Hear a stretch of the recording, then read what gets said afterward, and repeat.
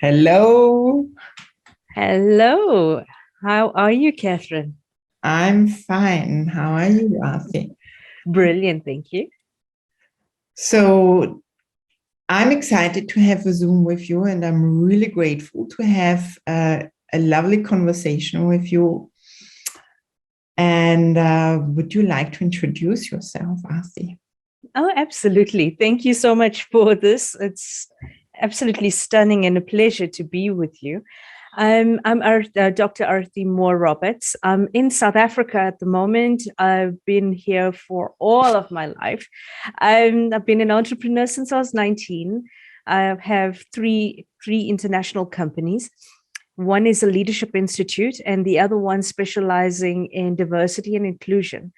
I have strategic partners across Bangladesh, Pakistan, Sweden for entrepreneurship, as well as a lot of entrepreneurial initiatives throughout our country in South Africa.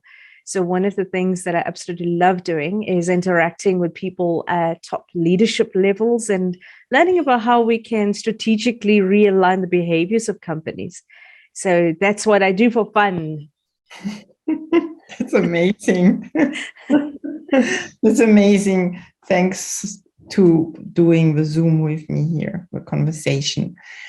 I'm actually an author of an upcoming book, The Soul on Fire. I'm since 20 years in the healing, energetic work. Also, I'm also bringing my new workshops with really teaching body work.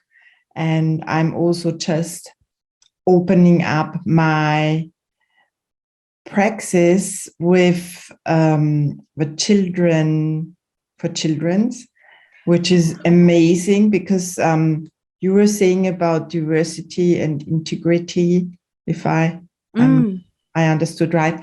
So that's exactly about the praxis what I'm having. Praxis in English? Yes, I think so. With the children, and it's amazing, and they are changing so much, and they are so grateful. I just had yesterday, today I'm full too, so that's really turning me on in my heart, and it's touching my heart, and I really love to do that.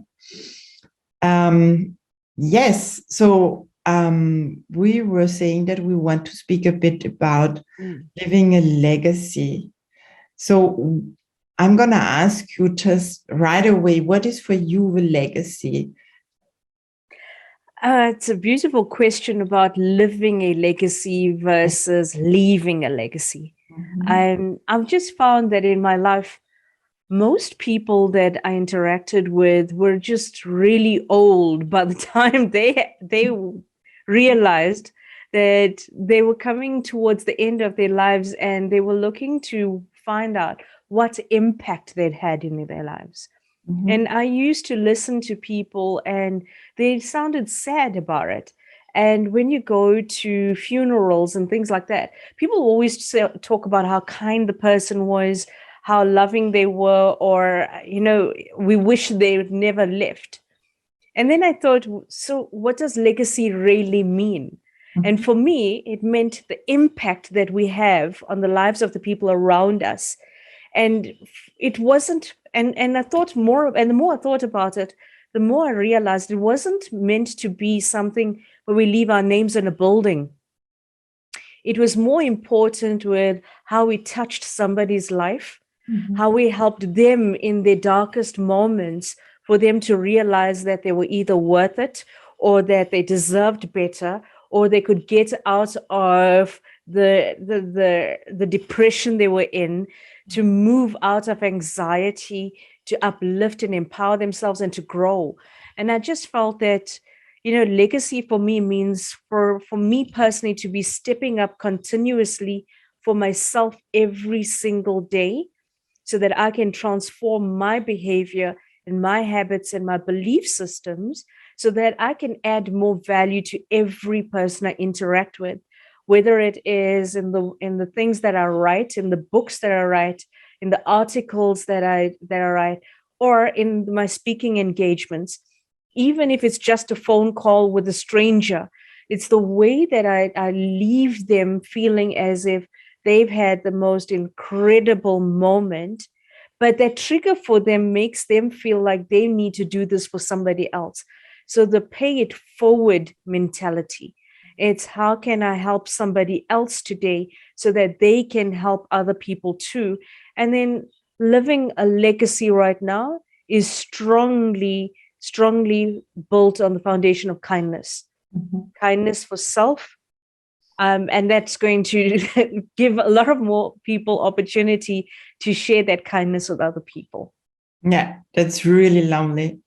And I really have a strong belief that we need that more. I mean, we need to stop really living just from 9 to 5, going to work and then coming home and circling around us the whole time and centering just like the whole time in our head and living from our head.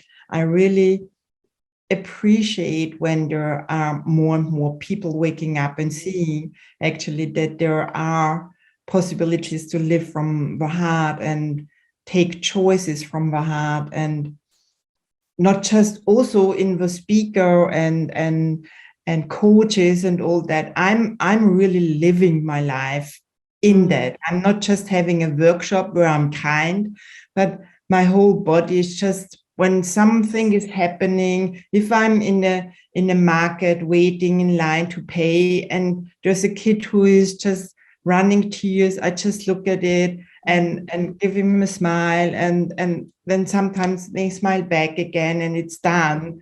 You know, all these little things, it's really, for me, it's really these little things which make life so precious and so magic and wonderful.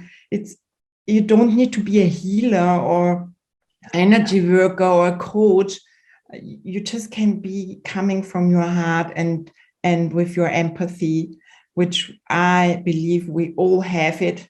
Just be here and present, and a word here, a hand here, and that's fine.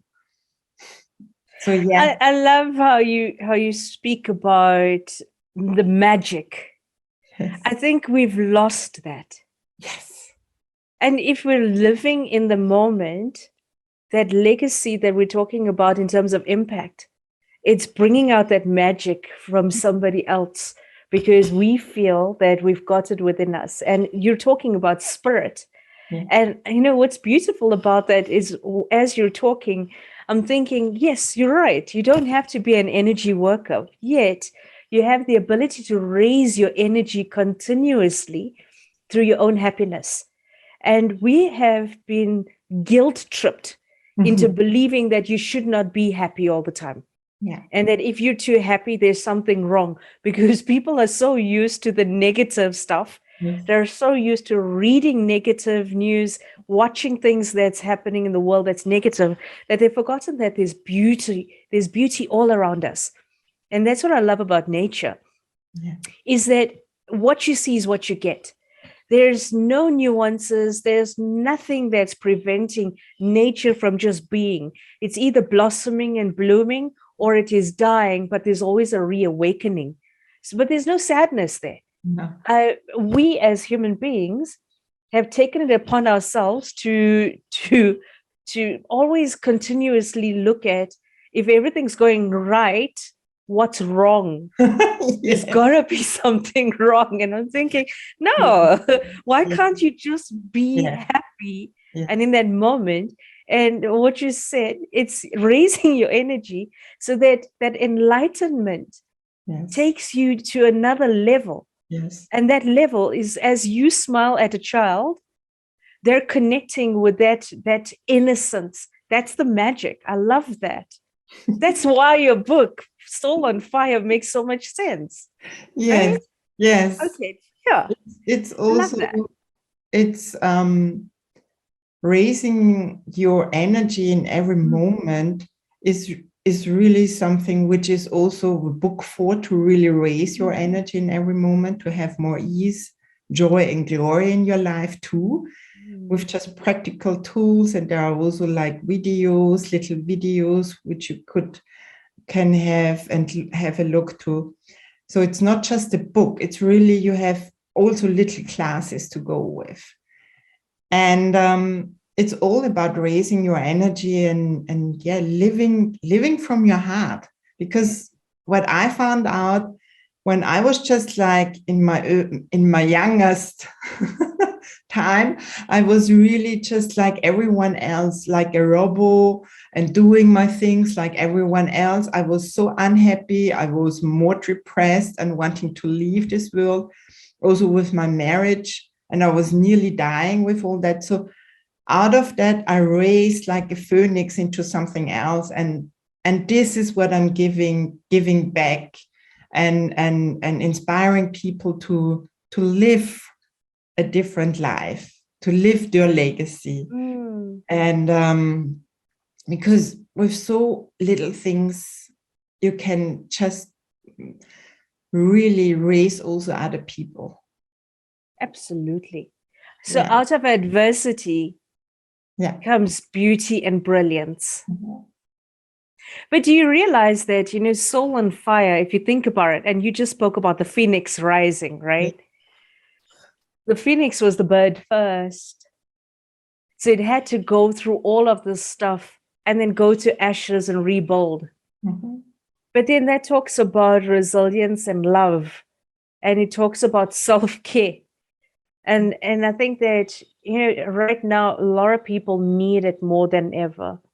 And so when we're living a legacy, I think that self-care should be the most important part of our daily routine, because we listen to a lot of motivational talks, and most people will motivate you in that moment and it'll trigger something within you. But until you do something with it, until you put action into place, you do not realize how you can rebuild your life, instead of sitting there and waiting and thinking that, your end is near, or waiting for the end to come. Why not be like the phoenix rising, rebuild from everything that was stripped from you, whether it was your self-confidence, your self-esteem, whether your heart was hurt, whether your spirit was destroyed by the actions or the words of other people.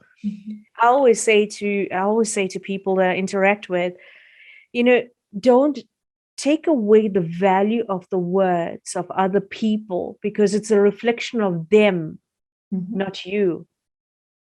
But you've got to have an inner strength within you to realize what your self-worth is before you can even get to that level, which means that we've got to, on a daily basis, look at what is wonderful, affirm what is beautiful about ourselves. That means we've got to realign our mind, our hearts, our spirits, and then that's going to impact us at the soul level. Because when you're going to live a legacy, you've got to be resonating at a very different level. We cannot say to somebody, you deserve the best, but we don't give them the tools to.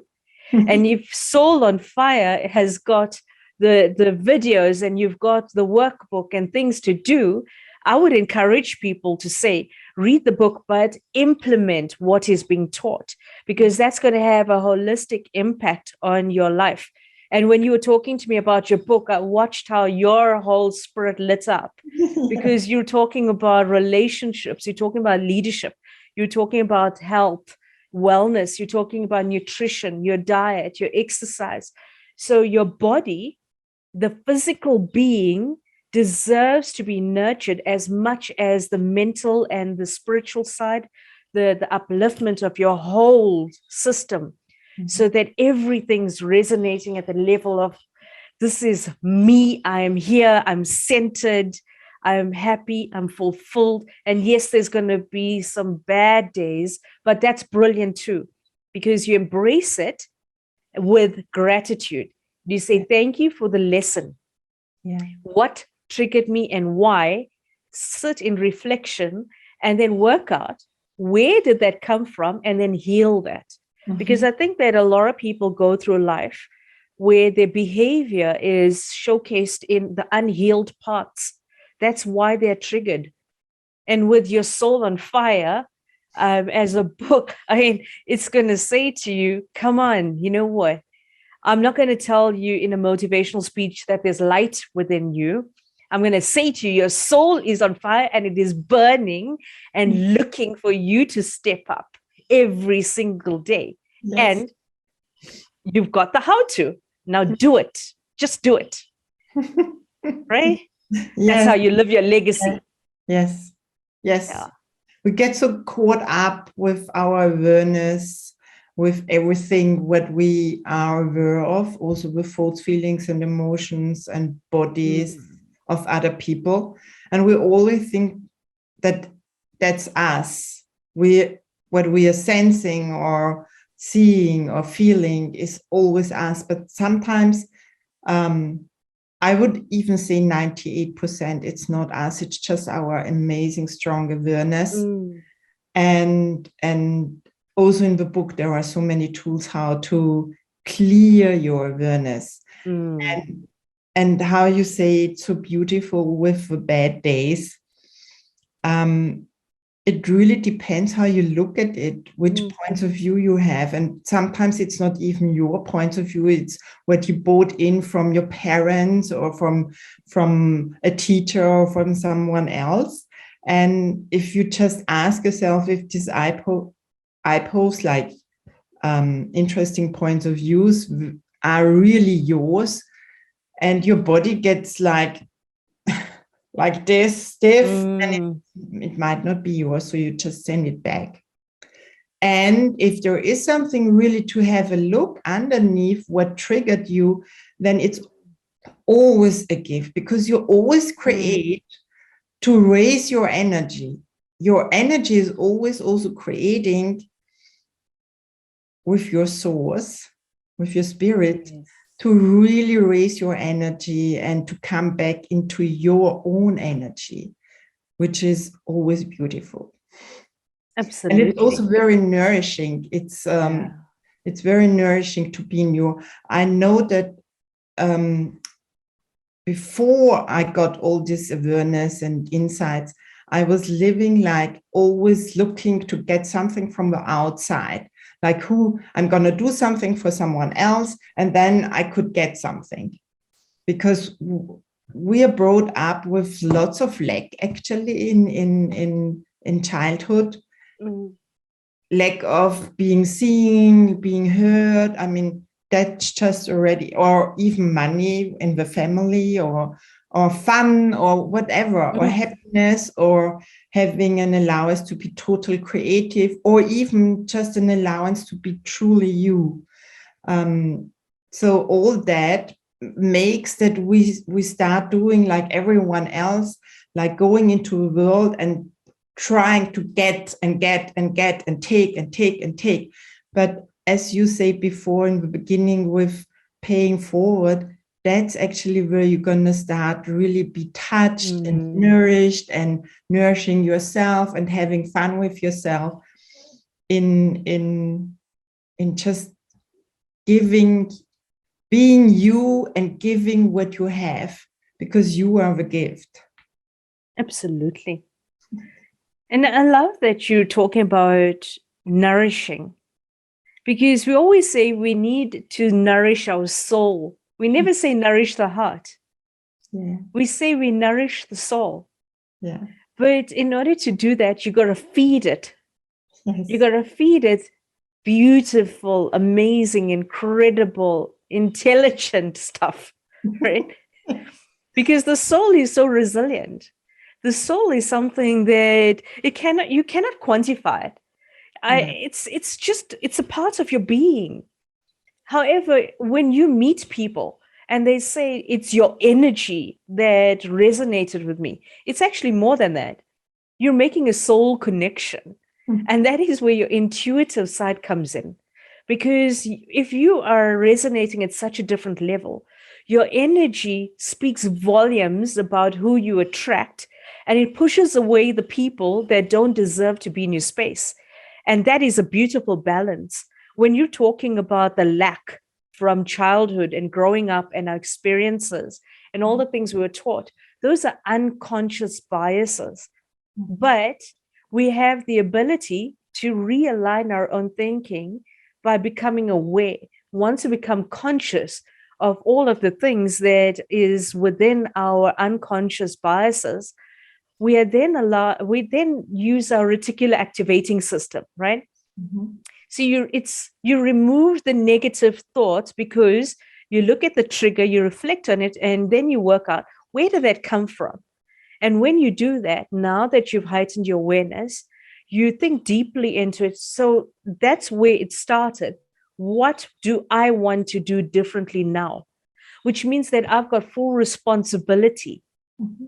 to take full accountability for my next steps, my next actions. Do I keep allowing this? Do I keep allowing my behavior to be triggered where I react rather than respond? And so when you look at the soul development, we've got to continuously work on the unconscious biases that we have got for ourselves first, what we allowed to be programmed in our lives, our belief systems. And when you spoke about source, that's that whole being, right? It's about being so centered and knowing that your faith in who you are and a faith in something bigger than us means that we're not traversing this universe alone. There are billions of people. Most of them have gone through some level of emotional states where they've either been hurt or they've been loved, where they've been supported or they've been left behind, where there's been trauma or there's been healing. But there's always that yin and yang. There's always the both sides, the balance. And so when we look at it from that point of view, we learn to embrace it as an acceptance that it is a part of life, but it doesn't have to be a continuation of how we live our lives.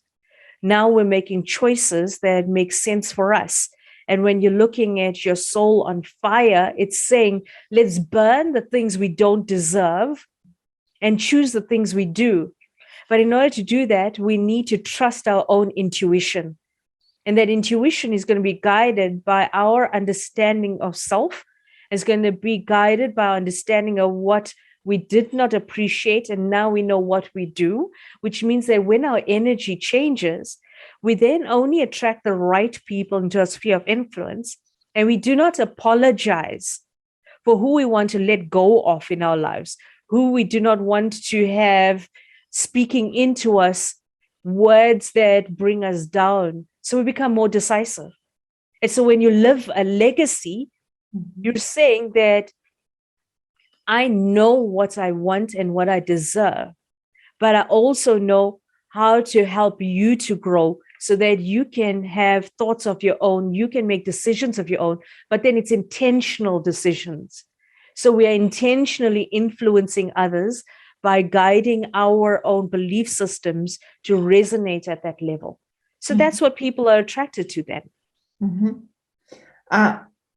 All what I'm doing is to raise the consciousness too, because the more you are conscious, the more freedom you have to choose a different possibility, and ask for a different possibility to show up too, because it's not in here for me, in the brain, in our mind. It's just programmed and construct and forbiddens and limitations and everything and rules and whatever we have been brought up. But in your heart, it's in the heart where the heart is connected with your source, with your guidance, with your body, with the earth, with everything, and also, of course, with your soul. And when you live from your heart, you have so much more answers, guidance. You can just like give up your ego stuff and your programmed life, which is so limited, and then the magic and the wonder shows up. And then co-creating with the universe is so amazing. You just ask them to deliver something and it's gonna show up. Maybe not very often not in the way how you want or thought about that, but even with more magic and with more new possibilities showing up too. So that's what I love, and that's how I'm living, and that's what I'm inviting people to all that. So the book is for that too. And it's so amazing that we don't learn that in the childhood already, as children already. We are not taught about that. We are not. It's at the moment the whole world is more like wanting to deem you down, and you just need to raise beyond what other people's reality is. So if you just go and ask really if this is really your possibility, or is it just a reality from someone else and you have more, then just raise and get beyond this reality of everyone else. Go into the clouds, clear clouds of your universe, and create from your universe what is possible, truly possible for you. Yeah. I love that. We were actually flying the other day, and as we took off, we went through these wisps of clouds, and I just loved it, because for me, that is the most magical part of any flight. It is that moment we go into the clouds, and you're just enveloped by all of this white. And you know, when you talk about possibility, for me, these clouds means that it's a blank slate. There's innocence. It's clear. So even though we are surrounded by this cloud, it's clarity for me. Yeah. It means that I quieten my mind down, exactly what you said. If we can let go of the ego, overthinking, if we can actually quieten our own minds, we will realize that we've been so busy thinking on behalf of other people, thinking about stuff that people are not even thinking about us either, right? We thinking. And just the thing about clouds and the magic of it, I sit and watch clouds as much as I can every single day, because it's the way they change. It's the way that the atmosphere changes, or the wind, or whichever directions it changes, and then the colors, and then you've got the fat clouds and the thin clouds, but there's beauty in it. There's difference, there's unique, but there's beauty and brilliance in it. That means that clouds are magical in that they just are there. And if we don't stop long enough to admire the beauty and the brilliance of it, that means we haven't stopped long enough to give ourselves the chance to be quiet. And when we're talking about how to stop the ego from taking over, it's simple. It's not going to be massive stuff of go and sit and meditate for a few hours. It's just go into a few minutes and watch birds, watch the butterflies, watch the bees, watch the harmony that is already here in nature. And so when you look at the words of others and the way that the world is right now wanting to dim us down, because they're only sharing the bad stuff, and they're programming our minds if we allow it to.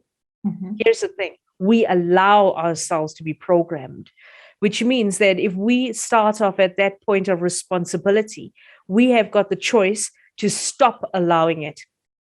We stop listening to what other people say and make conscious decisions, informed decisions based on our own research.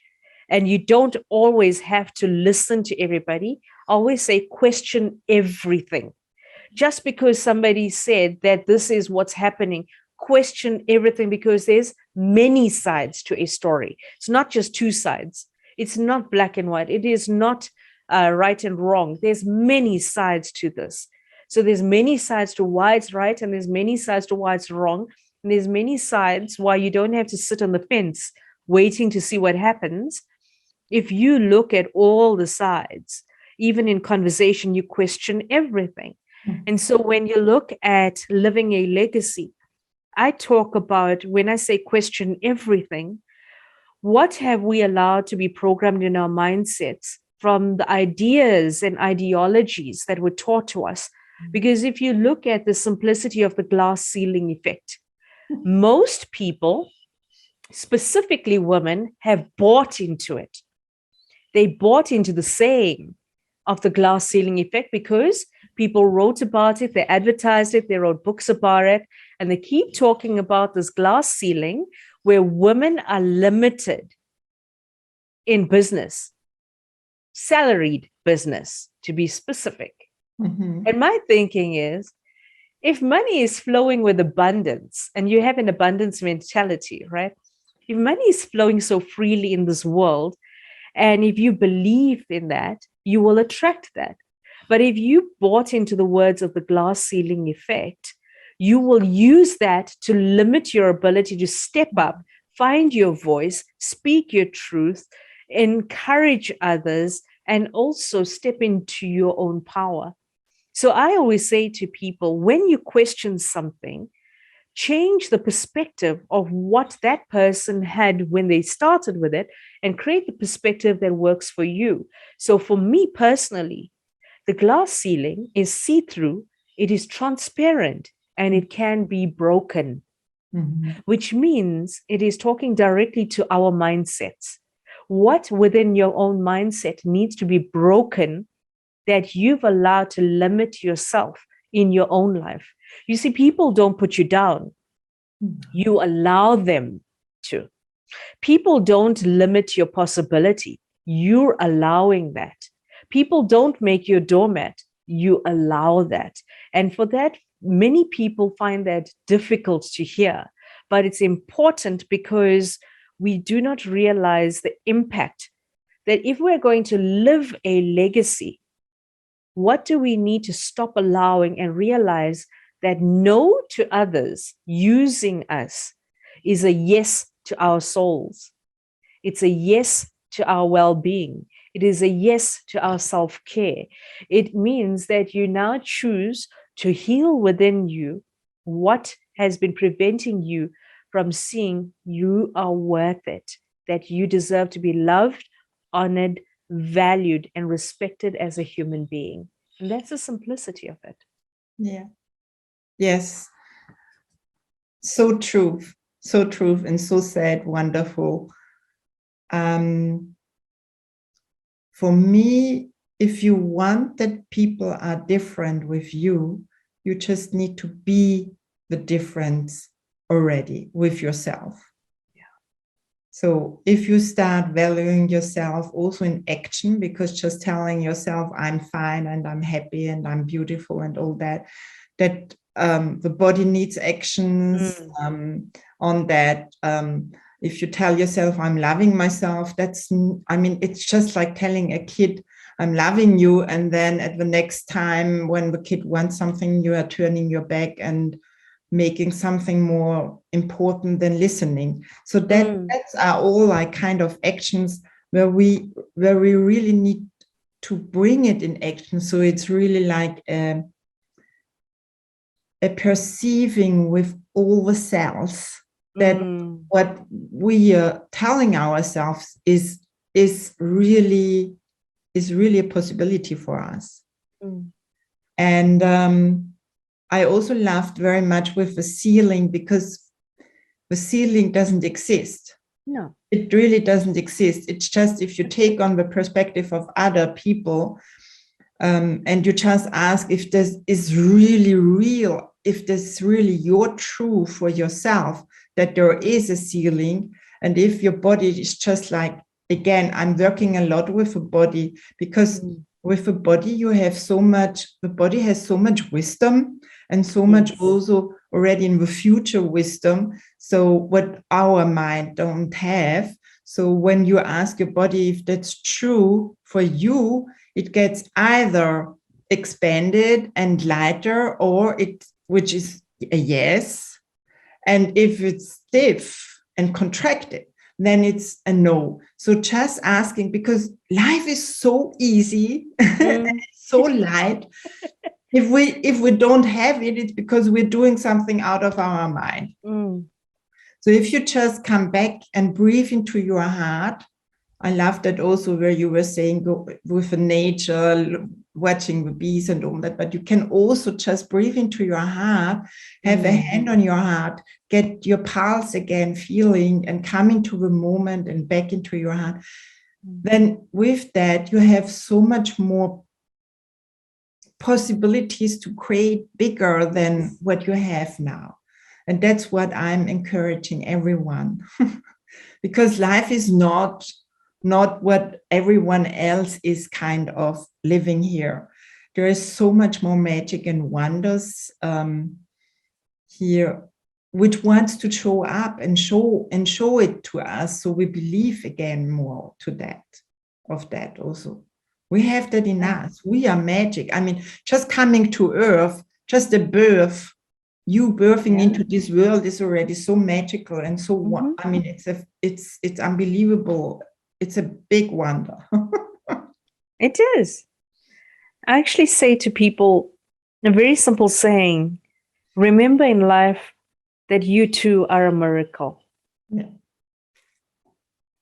And if we just are still, just sit still and listen to your own thoughts and choose some beautiful sayings and choose something beautiful, a word to resonate in. And if you just sat there and said, my mind is filled with infinite wisdom, what does that mean? What does it really mean? It means that within ourselves, we have the answers. Yeah. And if we just sat long enough and stopped overthinking about thinking, we'll find that it starts to flow. It starts to flow beautifully because we're not filled with all of the ideas that we were tempered with. That you're not good enough, that you can't have, that money is not good enough. And I'm thinking, well, there's nothing wrong with money. There's something wrong with your thinking about money. Because an abundance mentality means that money is a tool and it's fair exchange. So even when we're talking about infinite wisdom, question, what were you taught that does not work for you right now, just because our different generations were taught that? Does that mean that we are limited to their thinking, or are we now open to challenging the perspective? Because you don't always have to sit in squalor. You don't always have to dumb yourself down. You don't have to dumb the way that you speak. And if you are wise in the way that you think about the world, you think about the universe, you think about spirit, you think about source, then change your circle of influence. It's that simple. And people will say, no, it's not that simple. Yes, it is. What is holding you back is guilt. Yeah. And if you actually just looked at what part has made it difficult, then question that. Why is it difficult? Are you afraid of hurting people's feelings, but it's okay for them to hurt yours? Are you afraid to break friendships, but it's okay for them to ignore you when you need them the most? Are you okay with sacrificing who you are continuously for other people, but they never show up for you when you need them the most? Mm-hmm. So then you look at what is the simplest solution to that, is that you don't deserve that kind of interaction from people that you give your unconditional love to. Because as you keep giving, you're taking away from yourself. And I talk about the difference between selfish and selfless. Mm-hmm. Selfless is when you're always giving. Selfish is when somebody's always taking. But did you know that you are extremely selfish when you are selfless? Because when you keep giving and you do not allow yourself to receive, there is no fair exchange, there's no balance. That is when you feel depleted. That is when your nutrition goes to there's no nutritional value in what you eat. You will eat anything. That's when the binge eating and the wrong eating starts. Your body cannot cope because it doesn't have the right energy. You don't exercise because you don't have the time, because you're always giving to other people. You sacrifice your time, the love, the care, and everything that you give away to everybody. But what you're doing is selfishly depleting your own resource, which is your body, your mind, your heart, and your spirit. And then when you look at your mind, will always say, but I was taught. It's my last €100. I must give it away because I was told that charity is something that we have to do. But then again, look at other cultures where they say charity begins at home. And what does that mean? The simplicity of it: look after yourself, eat the right foods, take time out to reflect, look at what you need to realign in your thinking, in your belief systems, in your relationships, in how you self-lead, because you cannot lead others unless you lead yourself, which is exactly why I say never come down to somebody else's level, bring them up to yours. However, if you are not evolving and growing as a human being, what are you bringing them up to? Which means that we are personally responsible to now look at, when you say no to somebody, you're not being selfish in saying no. You're being selfish to saying, no longer will I accept all of your behaviors of depleting me in terms of being selfless. Mm-hmm. So when you give, you stop giving where you get to the point where you resent. When you are selflessly giving, you get to the point where you resent. You see, that's where we attract narcissists. That's where we attract abusers. That's where we attract the people that take advantage of us. But there's a balance there. We have the ability to stop allowing it once we become aware of what we've been giving away so much selflessly that we've been selfishly depleting ourselves. Mm-hmm. So giving to you, being able to receive, that abundance mentality, now I'm looking at money differently. It's a tool that gives me better choices. It's a tool that helps me to have a different life. It's a tool that allows me to buy better ingredients for my food. It's a tool that allows me to invest in my own personal development and my leadership. It's a tool. So now abundance is no longer, well, money is not good. Yeah. Change perspective. Yes, it's always a perspective.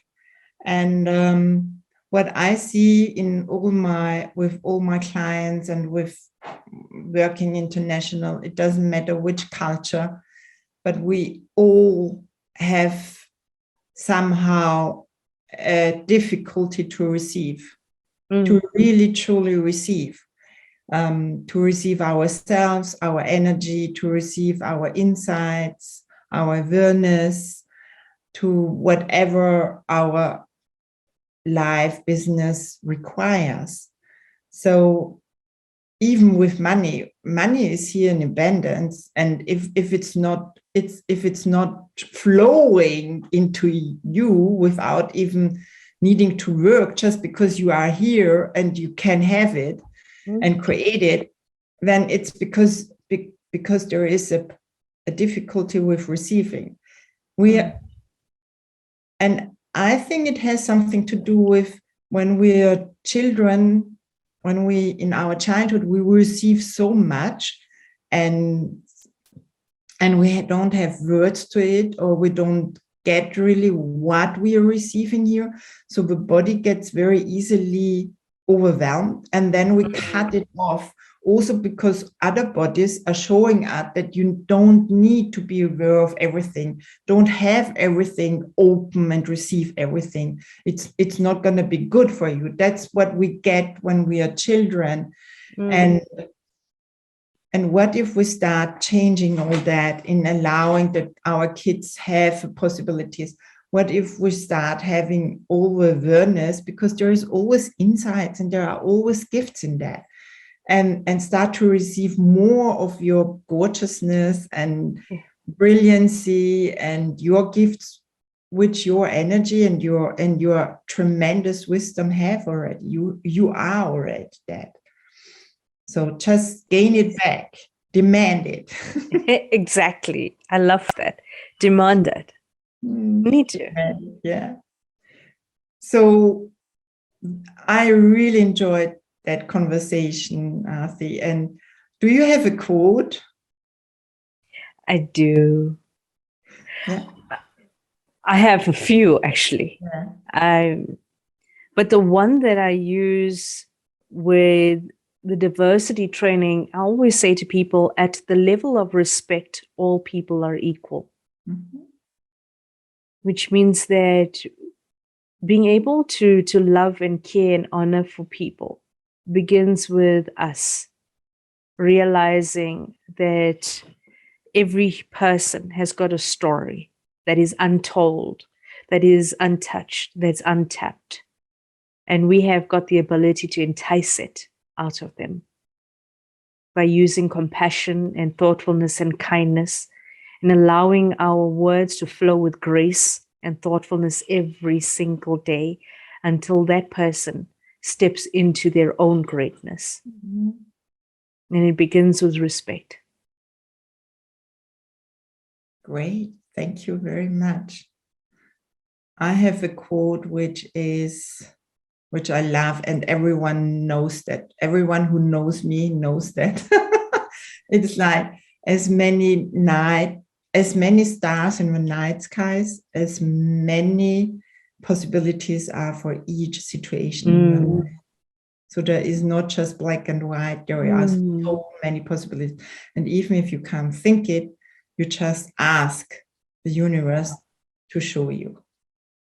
I love that. I love that. Thank you. Thank you so much, Arthie.